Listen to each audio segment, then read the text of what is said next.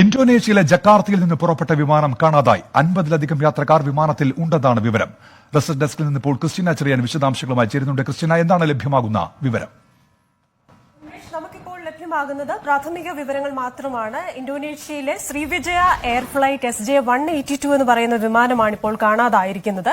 ഈ വിമാനത്തിൽ 59 യാത്രക്കാരുണ്ടായിരുന്നു. ഇതിൽ 5 കുട്ടികളും ഒരു ശിശുവും ഉണ്ടെന്നാണ് റിപ്പബ്ലിക്ക എന്ന് പറയുന്ന ഇന്തോനേഷ്യൻ ന്യൂസ് പേപ്പർ നൽകുന്ന റിപ്പോർട്ട് അനുസരിച്ച് പറയുന്നത്. ഇത് ജക്കാർത്തയിലെ സുകാർണോ ഹട്ട എയർപോർട്ടിൽ നിന്നാണ് പറന്നുയർന്ന് 4 മിനിറ്റിന് ശേഷം റഡാറുകളുമായുള്ള ബന്ധം വിച്ഛേദിക്കപ്പെടുകയായിരുന്നു എന്നാണ് നമുക്കിപ്പോൾ ലഭിക്കുന്ന വിവരം.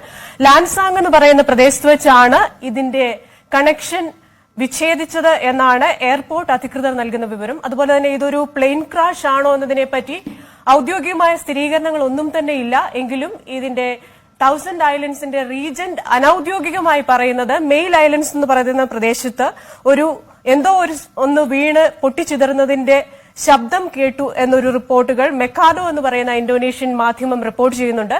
ഈ പ്ലെയിൻ പറന്നുയർന്ന് 10,000 അടി ഉയരത്തിൽ വെച്ചാണ് റഡാറുകളുമായിട്ടുള്ള കണക്ഷൻ വിച്ഛേദിക്കുന്നത്. ഇത്രയും വിവരങ്ങളാണ് പ്രാഥമികമായി നമുക്ക് ലഭ്യമാകുന്നത്. ഉന്മേഷ്. ശരി, ക്രിസ്റ്റ്യന ചെറിയാനാണ് വിവരങ്ങൾ. Download Moj.